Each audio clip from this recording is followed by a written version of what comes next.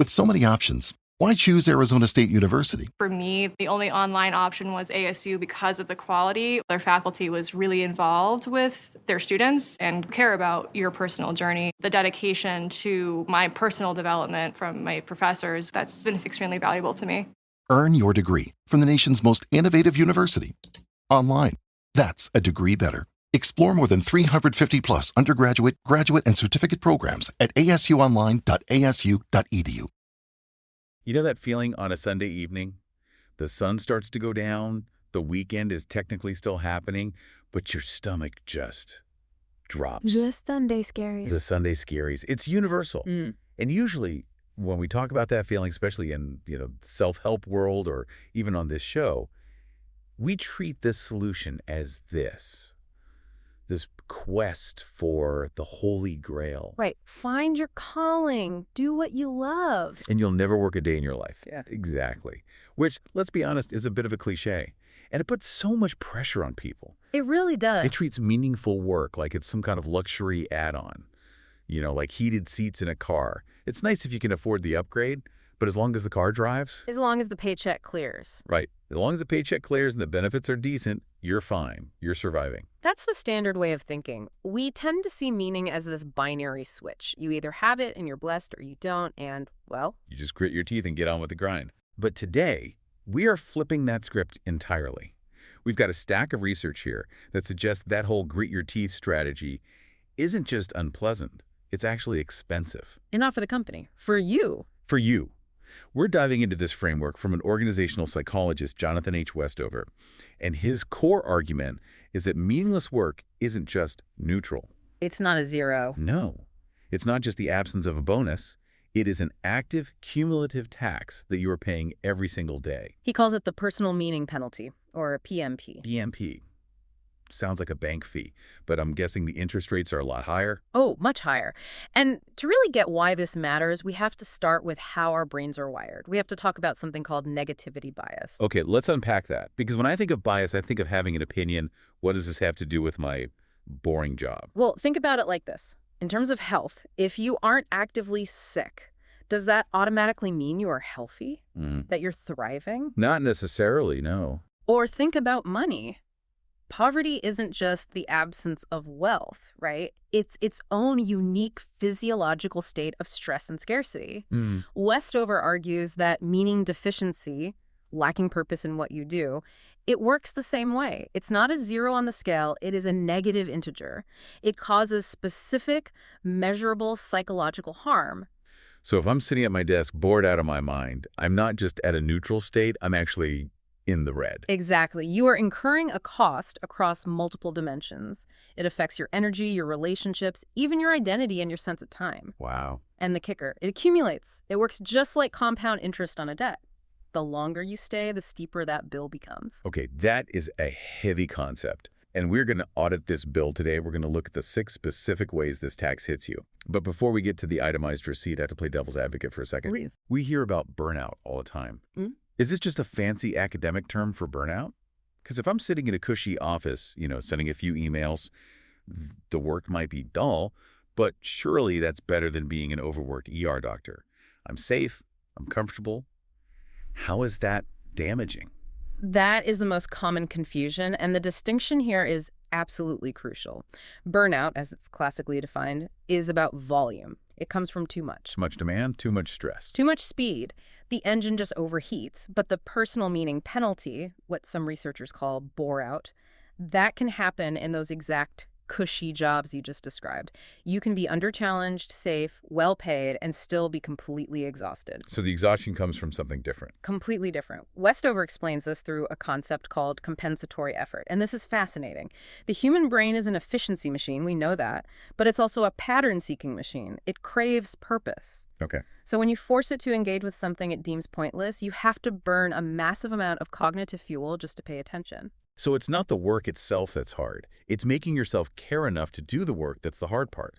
You put it perfectly. It's the difference between running a marathon because you desperately want to finish versus, say, walking a mile with a sharp rock in your shoe. Right. The walk is physically easier, but that psychological friction is just agonizing.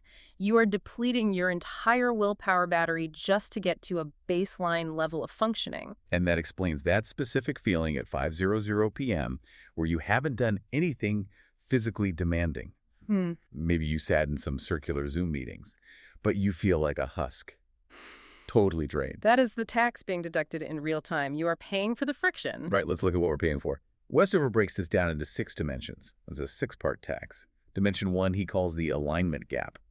This is the foundation. It's basically the distance between who you are and what you do. Okay. It usually shows up in a few flavors. I mean, there's values, misalignment, doing work you actively disagree with. But I think more commonly, there's what's called a significance deficit. Significance deficit, that sounds like.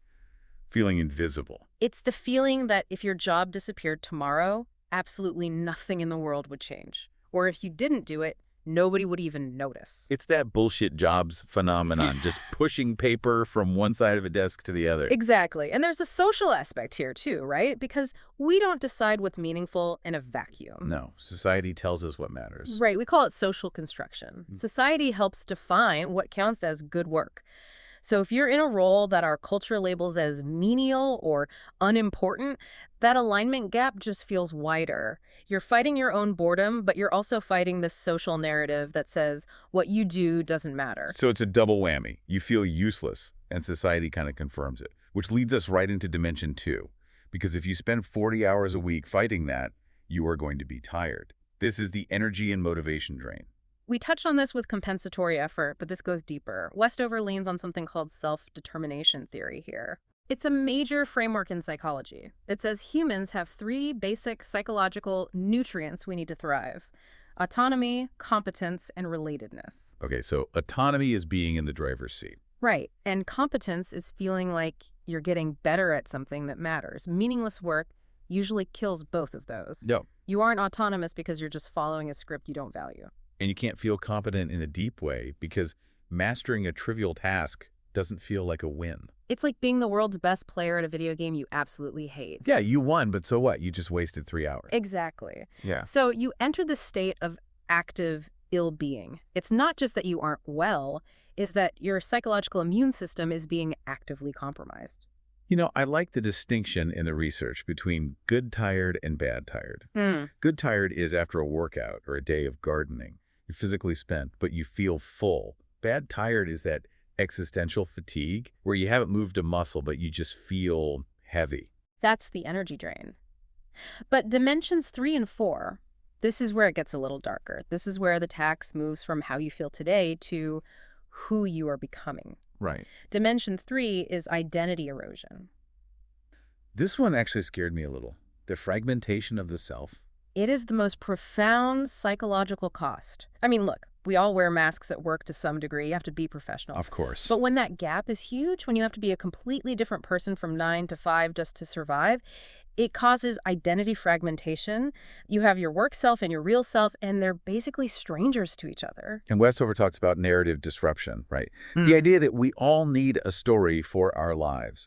I did this, then I learned that, and now I'm here. Humans are storytelling machines. We need our lives to have a plot. Meaningless work inserts a chapter into your life story that makes no sense. It's just pages of static. I spent 10 years filling out Forms 304B. There's no character arc, no growth. It creates a plot hole in your own life. You can't even explain to yourself why you're doing what you're doing. And if you stay in it too long, you start to lose the plot entirely. You forget who the main character was supposed to be. And that leads directly to dimension 4, temporal costs. Or, as I like to call it, time you can never get back. This is the one that triggers the most regret. But Westover emphasizes it's not just about the hours ticking by, it's about unlived possibilities. It's opportunity cost applied to the human soul. That's heavy. Well, think about it. Every year you spend in a meaning-deficient role, the skills for the thing you wanted to do or the person you wanted to be, they're atrophying. You're not just standing still, you're actually losing ground. It's a decay. You're not just hitting pause on your potential, you were actively letting it rot. We call it developmental stagnation. Humans have this fundamental need to feel like we're becoming more. When that stops, it hurts. And that realization is what causes those midlife crises we always hear about. It's a big part of it. Okay, so far we've damaged our energy, our identity, and our future potential. But the bill is not paid yet. Dimension 5 is relational costs. Because, spoiler alert, you don't leave this baggage at the office door. No, you absolutely don't. We call this spillover. If you are spending 40 hours a week suppressing your true self and just draining your cognitive battery, what's left for your partner? What is left for your kids when you get home? You're in zombie mode. Depersonalization, that's the clinical term. You become withdrawn, you have less patience, you're physically present at the dinner table, but mentally, you're just trying to recover. And there's a social identity cost, too. I mean, think of that classic party question. So what do you do? The dreaded question. If you feel your work is meaningless or, socially devalued, that question isn't small talk. It feels like a threat. It triggers shame. You feel like you have to apologize for how you spend a third of your life. So what happens? You withdraw. You stop going to the parties. You isolate yourself just to avoid the question. So the meaning tax is now costing you friendships. Your social standing, your confidence, it's all connected. It really is an invisible tax. It's charging you for your patience with your kids, your confidence with your friends. And that brings us to the bottom of the list. Dimension 6, existential costs. This is the 3.0 AM stare at the ceiling. This is the big one. And the logic is brutal but simple. We spend roughly 1/3 of our waking lives working. If that third is meaningless, it is very, very hard to stop that feeling from bleeding into the other 2/3. You start wondering if life is meaningless. It's the legacy question. I was here. Did it matter? Westover references existentialist philosophers here. The search for meaning is a primary human drive. When it's frustrated for decades, it leads to existential anxiety. You're not just unhappy at work, you're unsettled in your own existence. You feel untethered. Exactly. Okay, so we have this massive 6-part bill. And earlier you said this debt works like compound interest. Can you explain that a little more? Westover is really clear that this penalty is cumulative. It's not a flat fee. If you do a meaningless job for, say, 3 months to pay off a credit card, the cost is low. You can recover. Right. But if you do it for 10 years, the identity erosion is so much deeper, the skill atrophy is severe, the relationships are more damaged, it spirals. Which brings us to a really counterintuitive point in the research. Usually when we hate a job, people say, well, at least the money is good. Right. We assume that money compensates for the misery. But the research suggests that golden handcuffs might actually make the penalty worse. This is a critical paradox. Moderate pay helps. It provides safety, hygiene, absolutely. But very high pay in a meaningless job can act as an accelerant for the penalty. Wait, how? Shouldn't the Ferrari make me feel better about the boring spreadsheets? Because it prevents your exit. That's the trap. If you're making a massive salary, you feel like you cannot leave. You are trapped. And psychologically, that just destroys your sense of autonomy. Remember, that's one of those key nutrients. So you feel like you've been bought. Exactly. You know you're trading your soul for a paycheck. And that knowledge, it just eats away at your self-respect. You look at the bank account and you think, I have everything, I should be happy, but you're miserable. So you start to think, There must be something wrong with me. precisely. The high salary just confirms that you've put a price tag on your own potential, you've sold your unlived possibilities, and that feeling of being trapped, it's one of the fastest ways to deplete your mental health. Now, before we have everyone listening draft their resignation letters, we need to pivot to a really important reality check that the source material brings up. This isn't just about choosing better. No, and this is where we have to be very careful not to victim blame. Westover is very clear, meaning deficient work is not randomly distributed, it's shaped by structural factors. Right. Not everyone can just job craft or quit and go start a nonprofit. Exactly. For many people, this tax is imposed by the system. If you're in a community with high unemployment or you have barriers to education, your set of choices is just constrained. You might have to take a meaningless job just to survive. So for those listeners, this isn't a failure of imagination on their part. It's a systemic penalty. It is, and just acknowledging that is important. It helps shift the blame from I made bad choices to I am navigating a difficult labor market, and that external attribution can actually be protective for your mental health. It preserves your self-respect. So, okay, we've defined the problem. It's a 6-part tax that can ruin your energy, your identity, your future. It gets worse the longer you stay. It sounds pretty bleak. Yeah. But the research does point toward how we should handle this. What's the so what here? The biggest takeaway from Westover's work is really a policy shift. We need to stop viewing meaning as a personal luxury like those heated seats and start viewing it as a matter of occupational health. Like air quality or asbestos. Exactly like that. If a workplace was full of toxic fumes, we would regulate it. Westover argues that a workplace devoid of meaning is psychologically toxic. Organizations need to design jobs with task significance. They need to show their workers why their contribution matters, not just for efficiency, but for health. And for the individual listener, the person sitting in their car or at their desk right now, realizing they've been paying this tax for a decade. I think the first step is the audit. Just check your own balance sheet. Are you just bored? Or are you paying a cumulative tax on your identity? And if you are in that golden handcuffs trap, realize that the cost of staying isn't zero. You're paying with your future self. And that's the haunting thought to end on, isn't it? We usually look at our pay stub to see what we're earning, but we rarely look at what we're forfeiting. If you are in a meaning deficit, the cost isn't just the unhappy hours at a desk. The cost is the person you are failing to become. And the question really is, how long can you afford to keep paying that bill?